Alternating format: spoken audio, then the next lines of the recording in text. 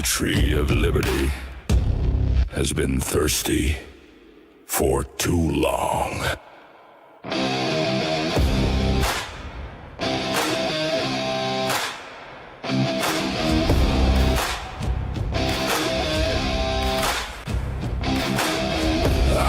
am the spark, the powder, the match, the shot that rang, the line in the patch.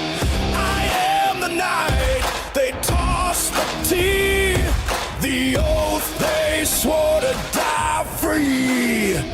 You can chain my hands, you can break my bones, but you'll never own my soul.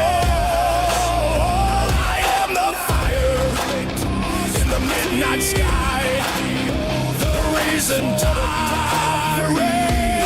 You can chain. I am 1776, lightning, thunder, iron, and grit. Every musket, every fist. I am 1776. Oh, oh, oh, oh, oh. I am 1776.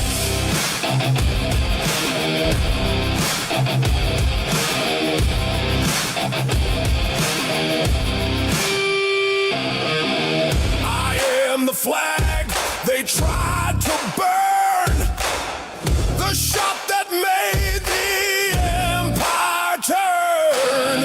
I am the rebel, the Minuteman, the ink that wrote we can.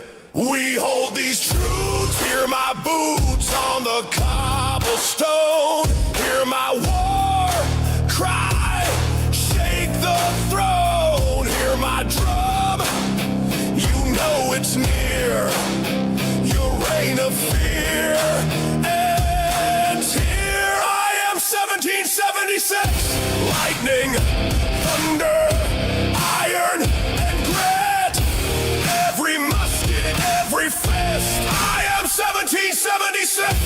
Oh, oh, oh,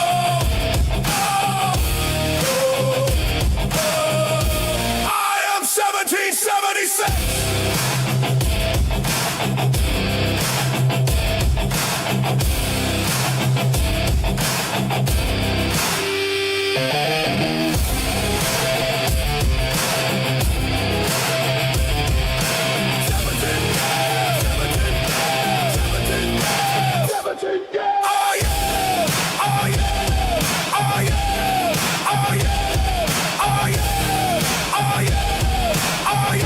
I am 1776.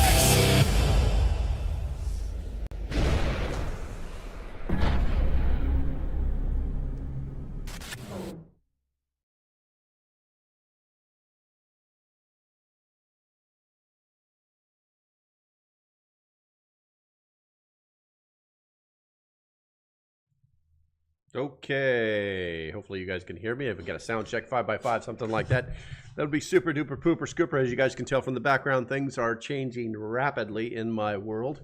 Hopefully you guys are all out there having a good time. If you haven't checked in, please do so now. It tells me, I see how many people are here. I see you, but you need to check. It looks like Alrighty is first, and then Cindy is number 2. Deanna, you are deterred. Everybody else, make sure that you check in. Also, if you could do me a huge favor and hit that thumbs up button, that helps to draw people in, and it is greatly appreciated. I'm trying to figure out why. There we go. Okay, so that's better. That's better. I was just doing a little bit of a checking on my own thing over here. Okay, so what do we have lined up for today? Today we're going to talk about, there's going to be some AI stuff. We'll talk about some prepping stuff. We're talking about some robot stuff, and we're going to be talking about a few other things too. Good morning, LP and Prepper family. Laszlo, good to see you, my friend. Excuse the cough. I'm already starting to feel it come on from that powerful intro that I just did for you. Hopefully you guys enjoy that intro music. Like I said, quick update. As you can see, the walls are barren. But yeah, there's still a radio. There's still a radio back. There's still a radio. Survival radios? Yeah, still stuff back there. Anywho, so here in the future, more and more live streams will come from that place. Let me move this down just a hair because I feel like I'm like just barely even in the screen. It barely even did not get a notification. I believe it, Deanna. I believe it. Alrighty then, says notifications work. I will tell you that I did get one. So what I would recommend is that people check their It's funny too, because when you do these videos, you're like, hey, check your notifications. So that means you have to leave the video to go do that, right? Well, I'll remind everybody at the end of the video to go check their notifications. YouTube does from time to time turn people's notifications off. All right, so with that said, I guess we can start. Let's start here. Where's everything? I've moved everything around. Everything's backwards. So we're going to go over here. There we go. Okay, Dynamite. So get out of here. I don't want your advertisements. So starting off on the preparedness things, I ran across this article on the urbansurvivalsite.com and 25 strange meals people ate during the Great Depression. We always talk about how people like, oh, I can eat this and I can eat that and so on and so forth. But, the truth is people just don't know, because during the Great Depression, when inflation is a serious issue nationwide, I don't feel like I'm centered on this. Do I need to be over here a little bit more? There we go. I feel like I'm right here in your face. So 25 strange meals people ate during the Great Depression. So just blah, blah, blah, blah, blah. Anybody ever heard of cabbage dumplings before? That's kind of interesting. Cabbage and dumplings together would not sound like the most pleasant meal to eat, but it was dirt simple and cheap to make. All you need to make is the meal is fried cabbage and dumplings, as the name suggests. But to add flavor, you can add onions and or egg as well. That just sounds like it's reaching. It's just reaching. Grumpy, what's going on, bro? Good to see you. Good to see you. Let's see here. This one really stood out, guys. Are you seeing this? Coffee soup. Coffee soup. So even when times are tough, there are two staples of breakfast you can always count on: coffee and toast. Have you ever thought about pouring your coffee with a little bit of cream into a bowl and then breaking up the toast into small pieces in the bowl as well to make a soup? You may wonder, why not just have the toast and the coffee separately? But the Amish swore by it. Wow. Never heard of it. Never heard of it. Never heard of it. If you have heard of it, put it in the chat. Put a 1 in the chat. Put a 1 in. All right. Corned beef salad. So corned beef salad doesn't sound bad. Okay, well, I don't know. We'll see. Until you learn that it's made with mayonnaise and Jell-O. What is going on here? Well, gelatin anyway. It's a mixture of corned beef, eggs, mayonnaise, horseradish, and some vegetables, all held together in a loaf with plain gelatin. Oh my God. Cindy's heard of it. I've had variations of coffee soup with the Amish. There you go. Grumpy says, my grandparents cooked these types of meals. I always thought as austere settings, cookbook would be a good thing to have. Is that the name of a real cookbook, Grumpy? Austere settings? That's kind of interesting. But the corned beef salad does not sound appetizing to me at all. It doesn't. Let's go over the ingredients one more time. A mixture of corned beef, eggs, mayonnaise, horseradish, and some vegetables, all held together in a loaf with plain gelatin. I don't know. I feel like my taste buds have been assaulted. All right, but let's move on to creamed chipped beef. This sounds more palatable. This is also known as that stuff on a shingle, which sums up the thoughts of those that had to eat it. In a nutshell, it's dried beef that's rehydrated, a bit of sauce made with flour, and and butter, and then served on toast. All you need is some milk, butter, flour, dried beef, and some pepper and parsley. Now, this right here, I've had this. Well, obviously, the military used to serve this to us quite frequently in the 80s and late early 90s. I think they kind of moved away from it. You know, the chipped beef is very, I personally think that it is less appetizing than sausage gravy on biscuits. So, I mean, it is what it is. If you can bake bread, you can bake a biscuit. You know what I'm saying? But think about it, too. This was the Great Depression. This required milk, butter, dried beef. You know what I'm saying? These were ingredients that were not cheap. They were not cheap. So, you know, by the way, this thing is, you know what I'm going to give you guys? I'm going to give you guys this. We're going to put this. I'm going to put this. Where can I stick this? That's what she said. All right. That's actually the website that I'm reading this off, because I just realized it actually has the recipes. So let's see here. No SOS. Shit on the shake on this. Sometimes I write it. All right. Let's see here. A cream beef fondue. That doesn't sound good. You've had it in the chow hall, or are you new marine soft? No. We ate it. I used to love it on top of my omelet. My favorite meal for breakfast in the Marine Corps in the chow hall was you take a slice of ham. Yes, it was real ham. And then you put a ham and cheese omelet on top of that. And then you cover it with cream beef. Oh, and then sprinkle it with some Tabasco. So good. No salt required. No salt required. All right, so what do we got here? Cream beef fondue.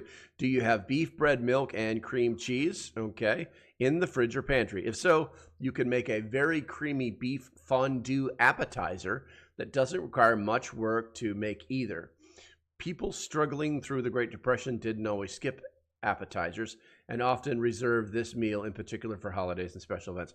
I was literally thinking as I read this, like, this was the Great Depression. Why are we having appetizers? We ate what was on our plate and we licked it clean. No, I wasn't there. Alan, you know what I'm talking about. All right, let's see here. Dandelion salad. This sounds like survival food.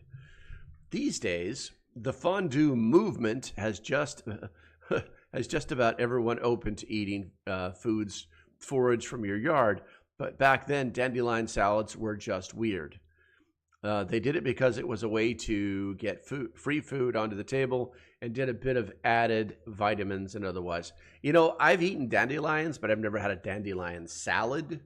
I think that sounds interesting. I don't know if I kind of see that as like an add-on to like what I'm eating, maybe.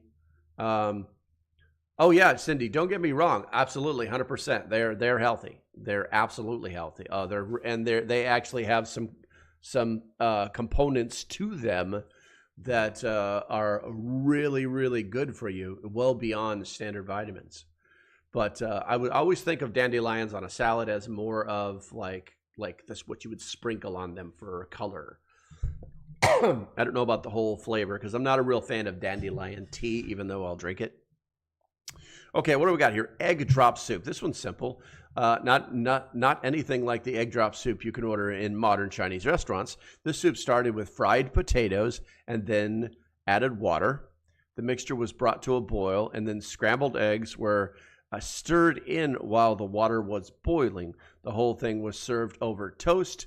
I'm not sure why they didn't just have eggs, potatoes, and toast, but perhaps the spirit of creativity took over. This does not sound appetizing in any way, shape, or form. It really doesn't.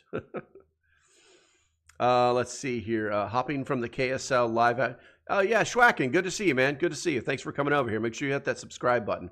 Right now, we're talking about 25 things that they ate during the Great Depression that were kind of weird. And then from there, we're going to move on to some AI stuff, some the government watching you stuff, and some crazier stuff after that. But I always like to try to get the preparedness stuff in first. Grumpy Acre says, why back in my day we didn't get omelets? We had to chase the chickens down and squeeze the eggs out of them and eat them raw. Okay. I love the shells. They're the best. Let's see here. Cindy Lou, good to see you. Good to see you. All right, so we talked about the egg drop soup. That just sounds weird. The mixture was brought to a boil, and then scrambled eggs were stirred in while boiling. The whole thing was served on toast. Double starch, I get it. They needed as much calories as they can get their hands on. But, I mean, I don't know. Maybe it was just a play. It's just like someone thought of this thing to do because I've never heard of it that way. All right, what do we got here? Frozen fruit salad. I think we probably all love this, but let's find out what it's really about. This particular dish was considered the ultimate treat for the holidays. You got to get that Jell-O mold. If there's a Jell-O mold in your house right now, put a 1 in the chat. There are many variations on this salad, but all have the same basic feel. Start with canned fruit and add whipped cream, eggs, flour, and any manner of other things, marshmallows, nuts, or whatever's available. Freeze the whole thing in trays and then serve. Sounds about right. Sounds like pretty much every Christmas or Thanksgiving that I've ever been to before.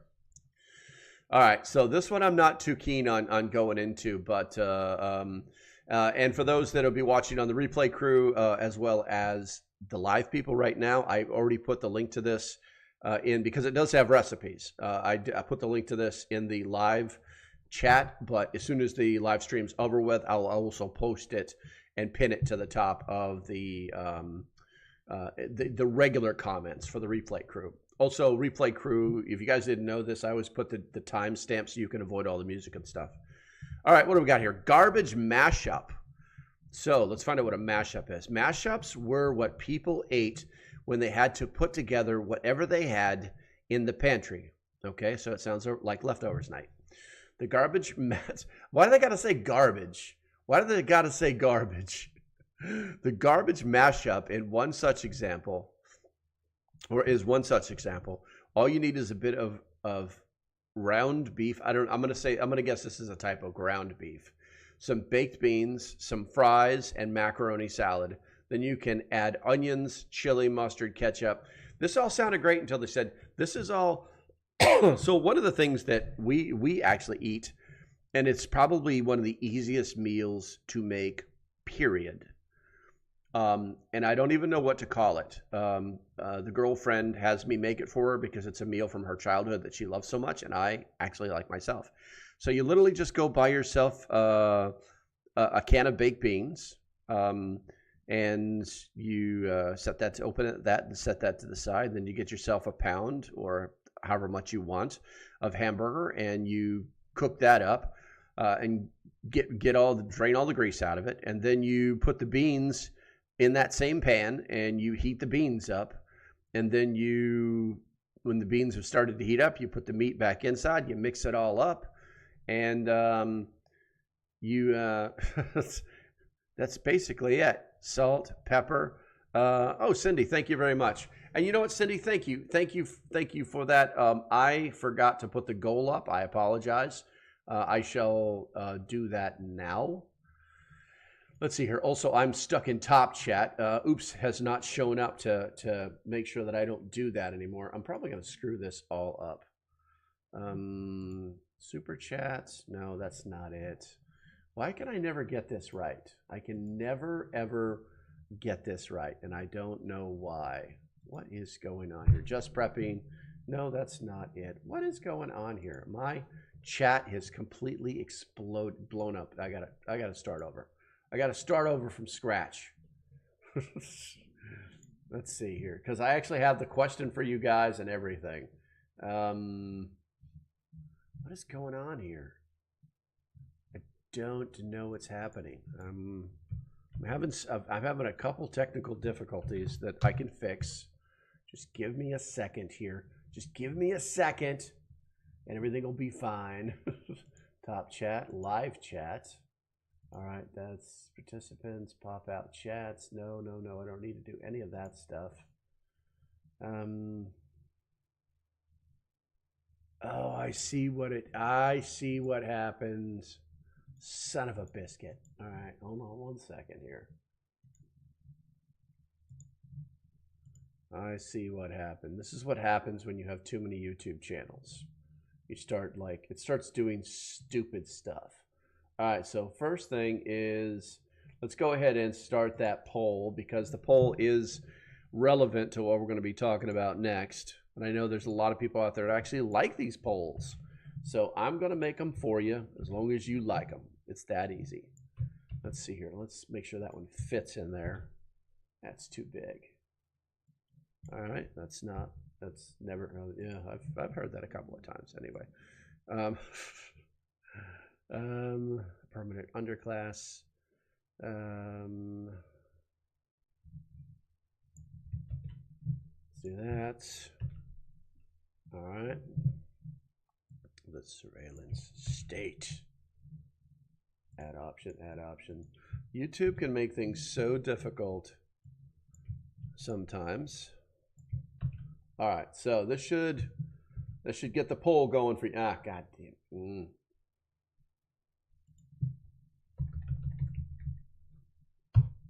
All right, so the poll has started. There's the poll right there.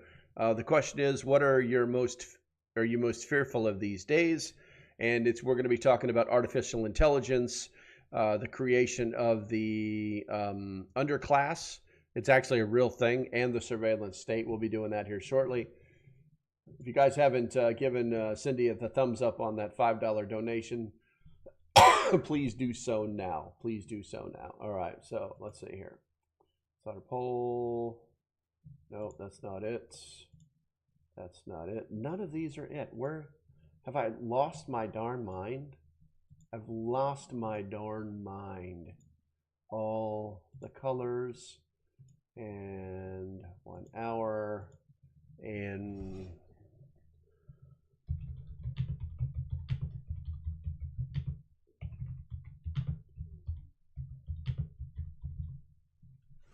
okay, and we're gonna keep Julie's candy bowl full.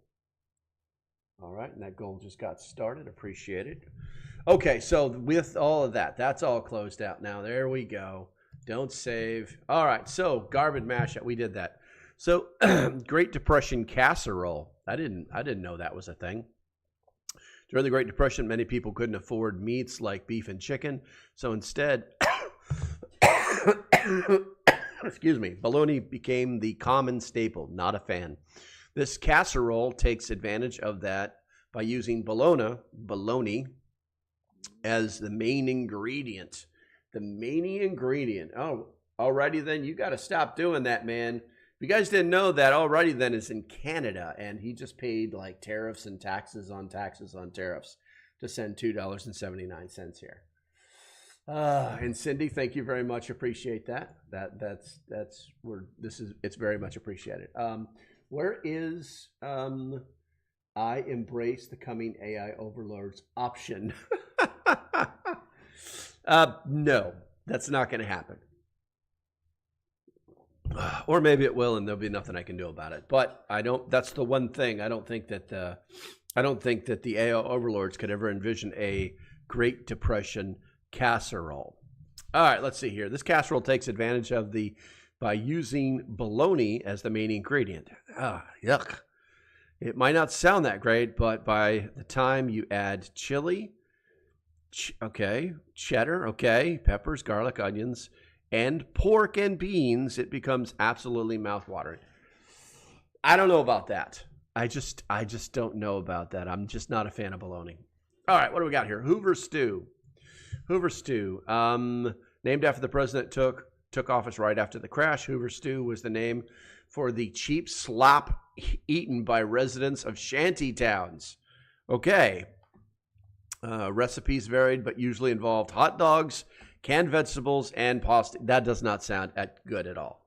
That does not sound good in any way at all. Onion and mayo on fresh white bread. That's yummy.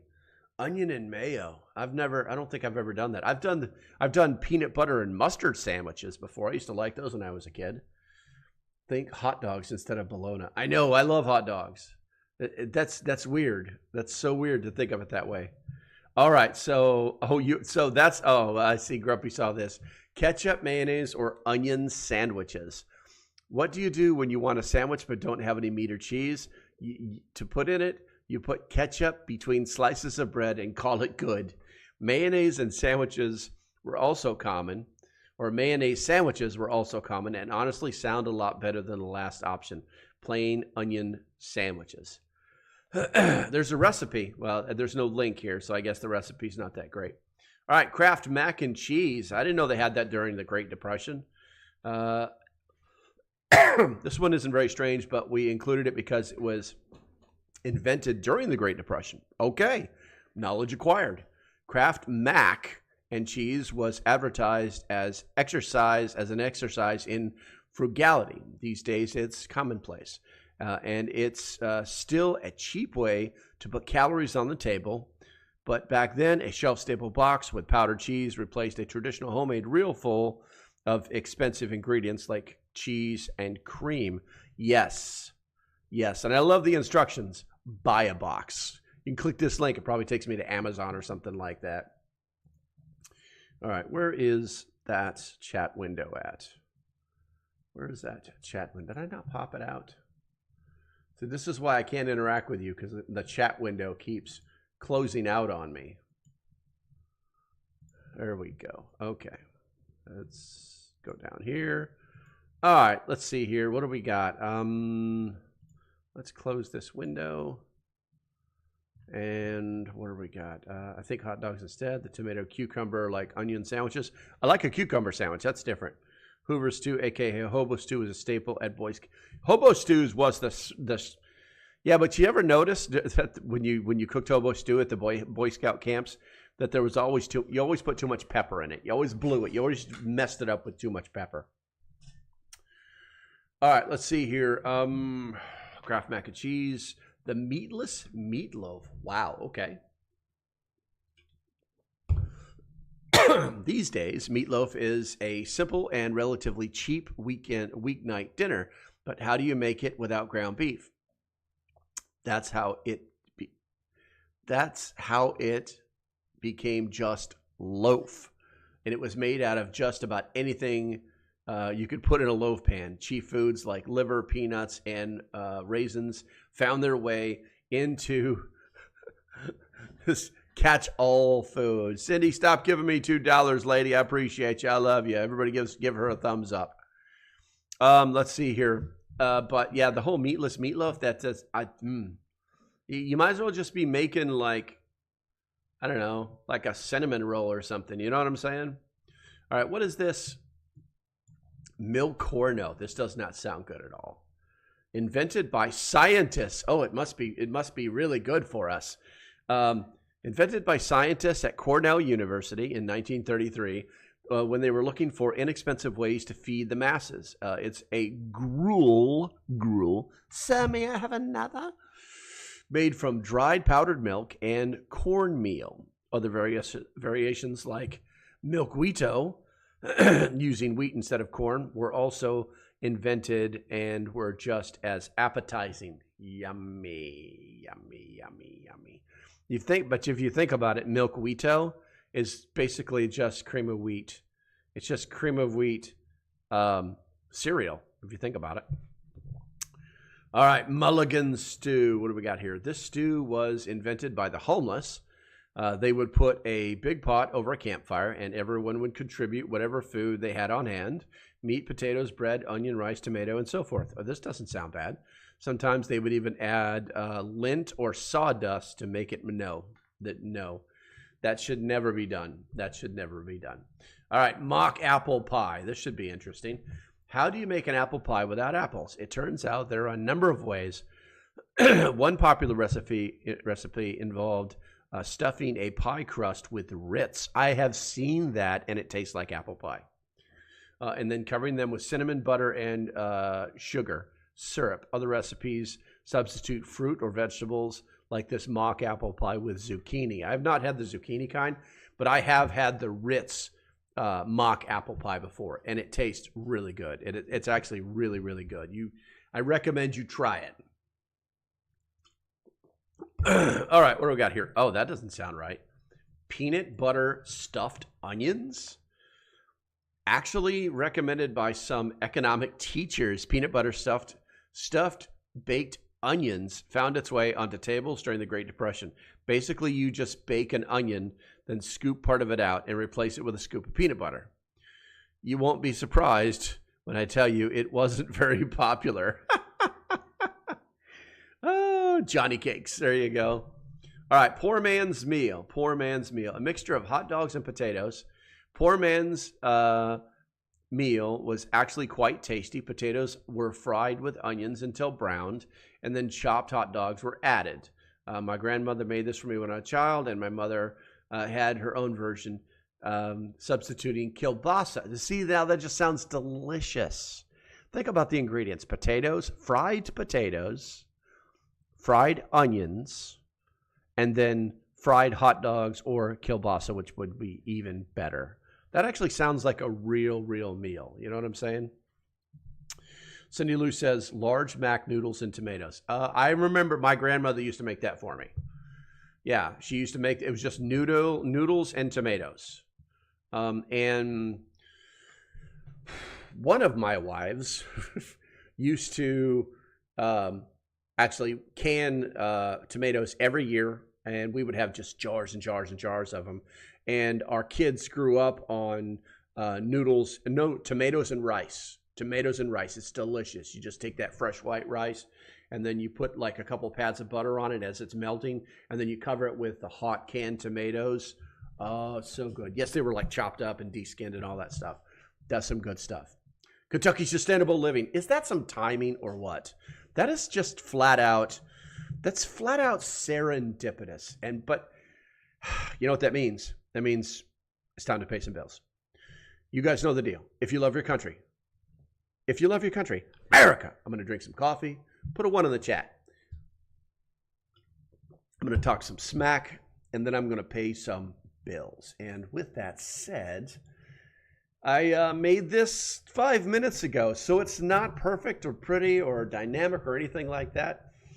But as you guys know, I promote a lot of good businesses, and a lot of good businesses that I like actually are real preparedness / not from China type companies.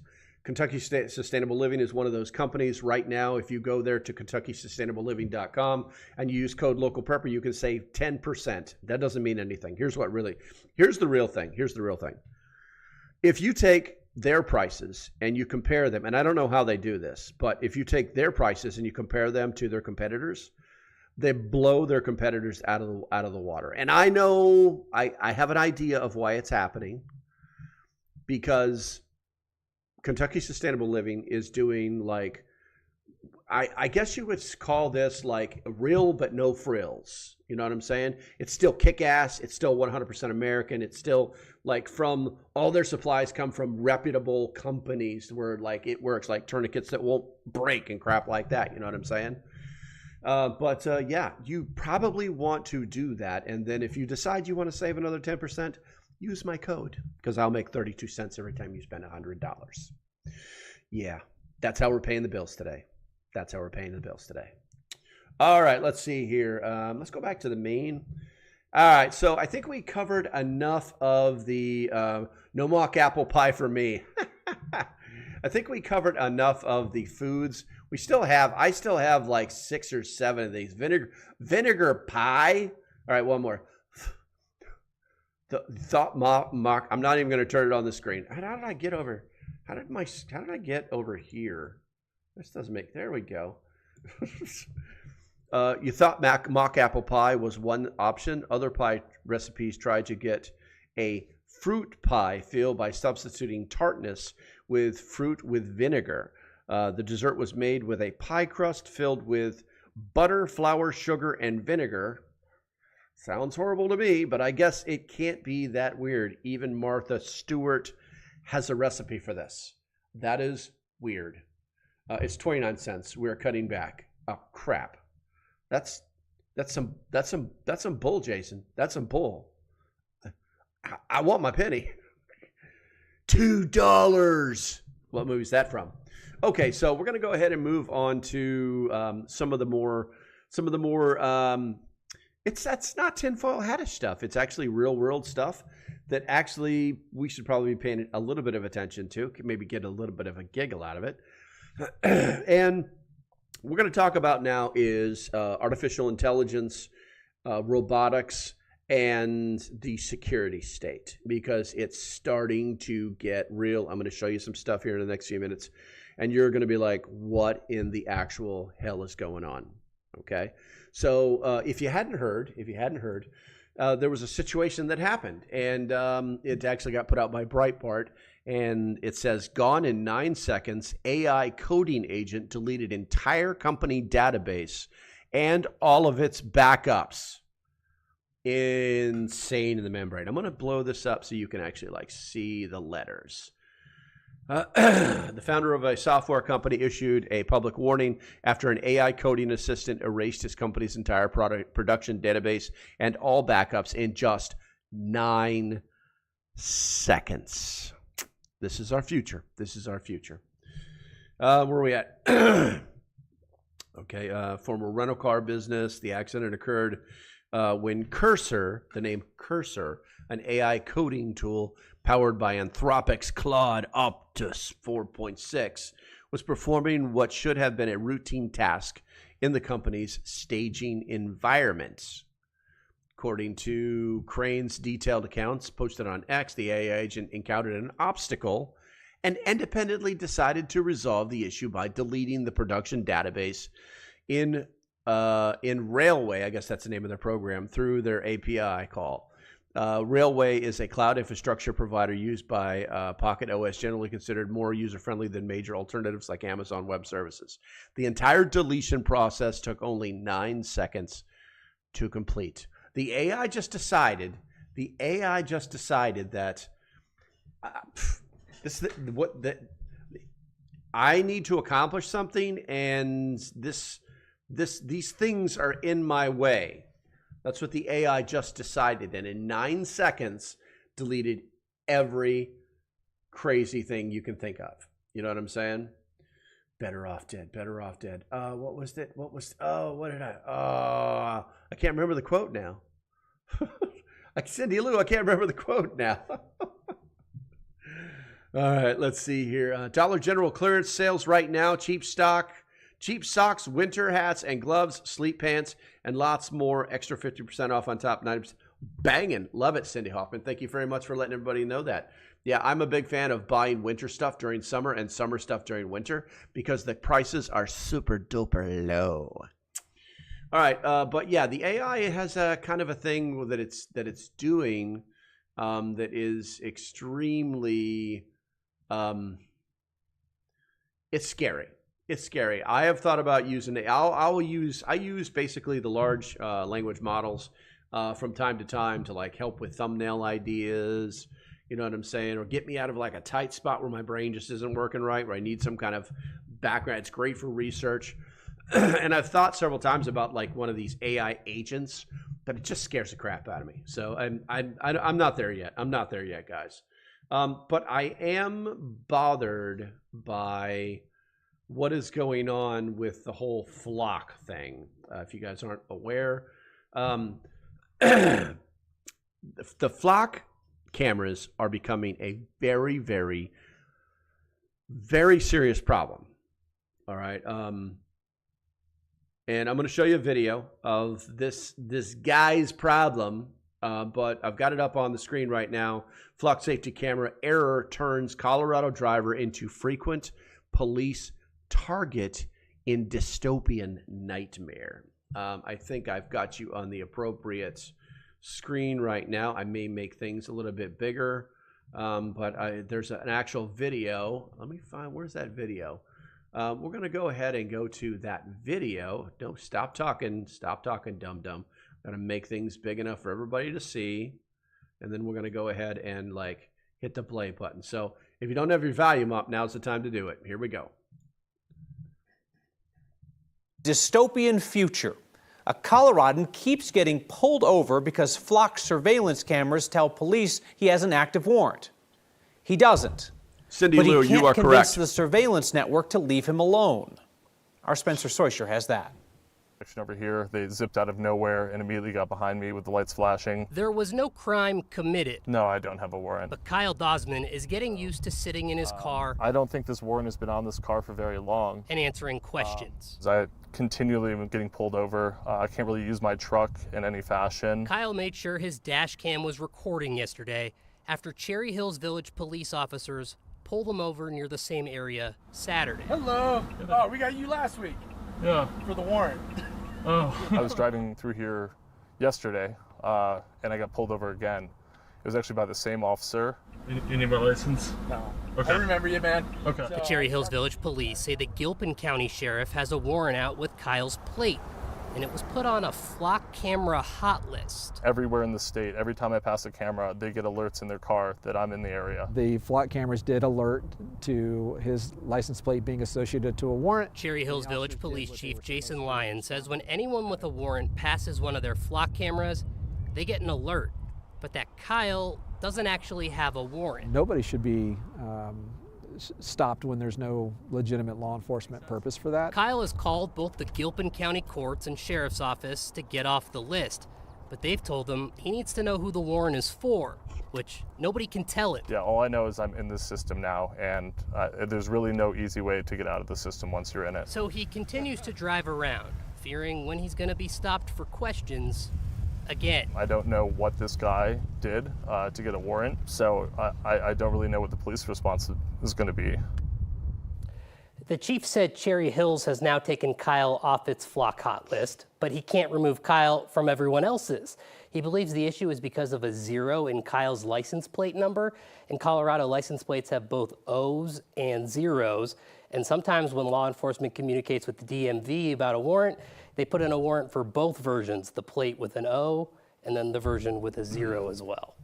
Why is it this dude's problem to get it fixed? And like, what's he supposed to do? So I just heard back from the Gilpin County Sheriff that somehow this is actually a Colorado State Patrol warrant mismarked through the courts as Gilpin, as this guy keeps calling Gilpin to try to get any information. Gilpin told me they reached out to the court and CSP to get this fixed. I've been on the phone with CSP the last couple of minutes, got to them late, not their fault. We don't know.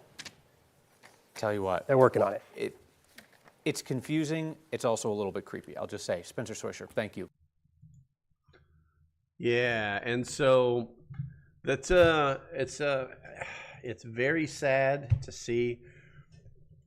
And what this is an example of, this is an example of law enforcement gaming the game. This is the problem. Whenever we give law enforcement these tools, they always take the easy path. They always take the easy route. And listen, I know good cops. I've known bad cops. My son is a cop.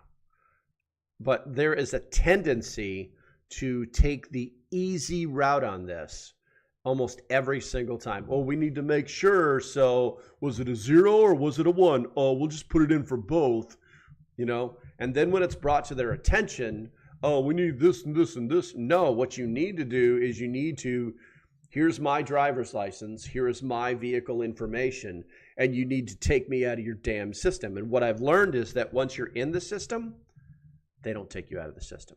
They just change the flags. So they have that record of the system. It's kind of scary. I'm going to show you something now. It's going to kind of blow your mind. Okay. And wow, 309-1 Cindy. Thank you very much for sending out that Local Prepper gift membership. I don't know what level that is. Received a membership by Cindy Hoffman. So 309 Basshead. Well, boy, you just get called out instantly. Got you yourself an instant 1-month membership. Dynamite. What I don't know is at what level. I will have to check that. 309 Bashhead. Let me throw this.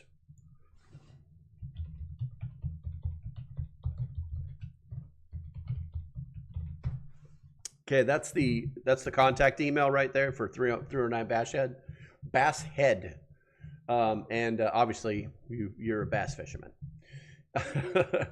The 49. Oh, you got him the local prepper level stuff? Dynamite. Okay, so 309 Basshead, do me a favor. That when you guys sign up for the local prepper level, it's everything. There's one above that. That's for people that have more money than they know what to do with. But when you sign up for that one, you get access to everything. So I'm going to get you into the Wire app, where we actually like communicate on the daily about preparedness stuff. It's actually more of a community than anything else. And we do need some new blood. We need some new blood that's going to like both give and get information. Yeah, you just got signed up for that for 1 month. So make sure you send me an email, and I will try and reach out to you. I'm not exactly sure how I'll do that, but when the memberships update, probably this afternoon, I will either get one from you or you'll get one from me, and we can go from there. So welcome to the family. Appreciate you. Cindy, that was awesome. I don't think anybody's ever done that before. Okay, so the next thing I wanted to show you guys was these. It's kind of scary. I'm going to show you something. Here we go. So if you guys haven't seen it, this is what they call the D-Flock map. These flock cameras are, it's crazy. It's crazy. Give me a town, and I will see if I can find it. I don't know if there's a search component on here. I don't see one. Cameras, but right now there are 92,000 cameras. Cindy, did you hit the lottery, Cindy? Did you hit the lottery? Because you're giving me a lot of $2 stuff. I'm kind of afraid that you're like pushing buttons randomly now. You know what I'm saying? But with these flock cameras, here's this map is actually pretty cool because you can like find things. Okay, so I'm going to go ahead and zoom in over here. So I'm currently on the eastern shore of Virginia. If you didn't know that, this is actually Virginia. Virginia's over here. No, this is actually Virginia. So no lottery. So I'm going to zoom in here, and I'm going to show you something. I know there's a camera. Where are we at here? Painter. Which one is it? There's one that I have found a way to avoid.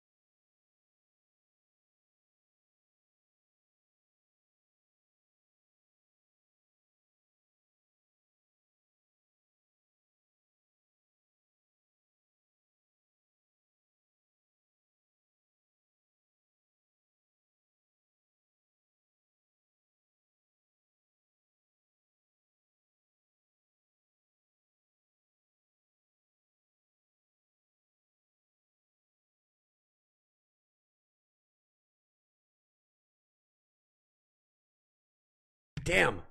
Thank you, Cindy. Okay, so we're gonna go back. This is important, so we're gonna go back. Okay, we're gonna go backwards because this is importante. All right, so like I was saying, so I know where this particular camera is right here, and then you can see the direction that it is, and then you can click on this and find out who owns it. All right, and then you can actually go to View OSM. And then when you do that, it tells you that this camera is owned by the Northampton County Sheriff's Office. It's considered traffic. And then the type of surveillance that it's programmed to do. And we go over here, ALPR, Automated License Plate Recognition. Okay. I'm sorry, Automated License Plate, ALPR system, also known as the Automated Number Plate Recognition. Yeah. So this flock camera, I will also put the link to this in the description or in the regular comments of this video, or this live stream once it becomes like a video, you know that. All right, so what are we doing here? We're looking at, where'd you say, South Dakota, huh? Let's close this. Let's go over to South Dakota and see how bad it is. And the more, I mean, this is crazy, guys. This is absolutely crazy. And it's funny, too, because if you go up into like where we know the, like, oh, there's look at New York. That's insane in the membrane, you know? And pretty much wherever there's a large population of people, this is crazy. Look at this one. This was a huge spike. Where is this? What is this? Show me a letter here. There's so many cameras, I can't figure out what state this is in. Edgefield. And the borders on this thing suck. You know what? Let's change this. Light. Let's go dark. See what it's doing. See what we broke it. Okay.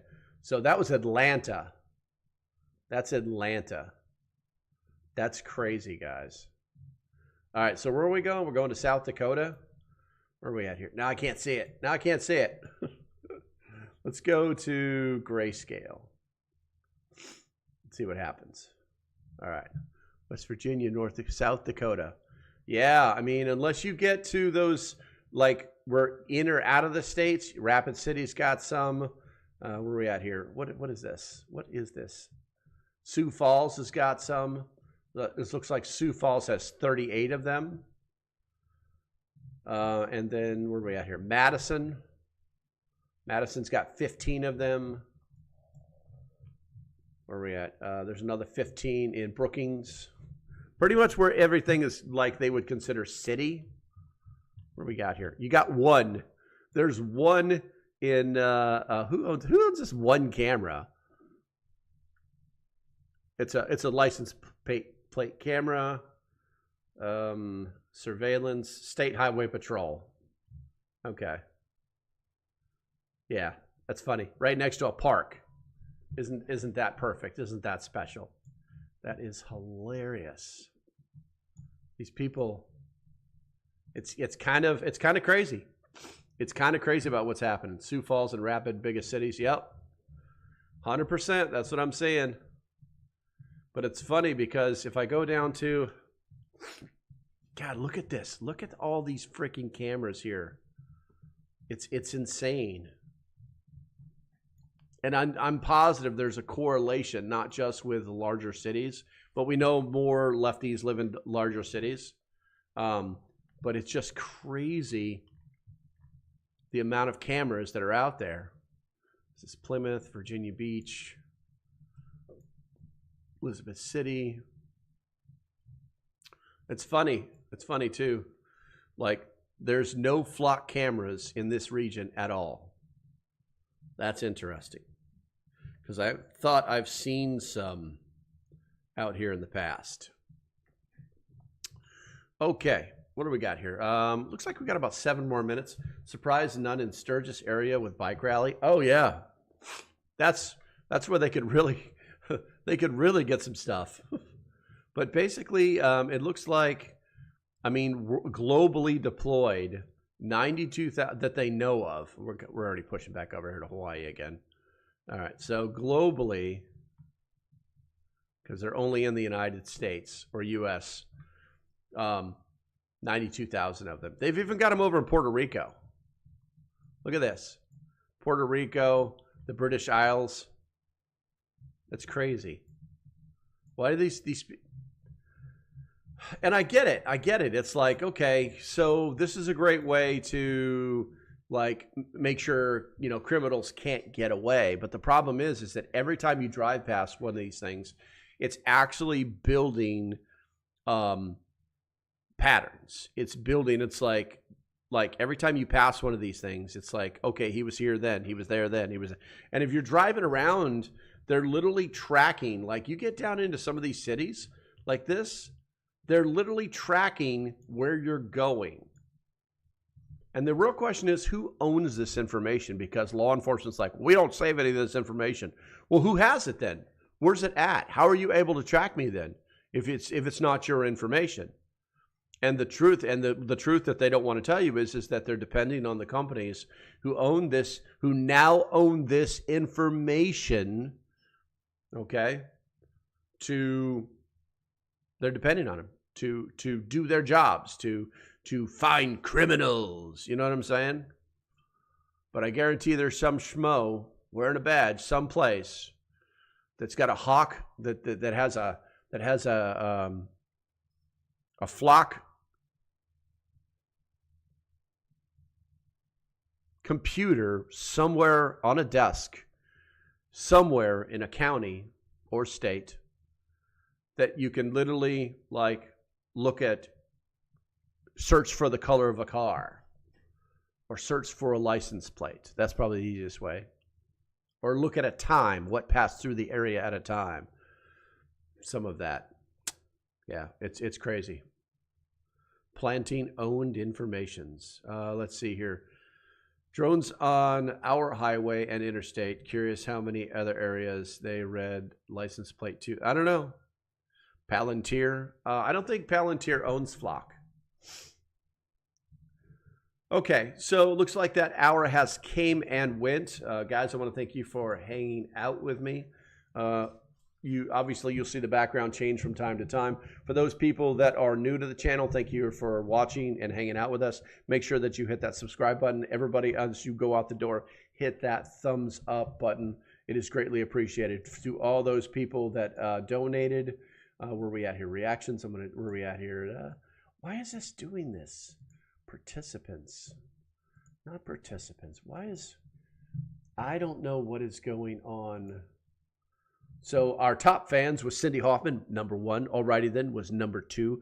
And Kentucky Sustainable Living was #3, followed by Cindy Lou, Grumpy Acres Farm, Deanna, Laszlo, and Schwackham, who followed me over here from KSL. All right, guys. I think that's going to be about it. Make sure you hit that thumbs up on the way out the door. And I shall see you when I see you. Obviously, have a great weekend. We'll talk to y'all later. Bye-bye.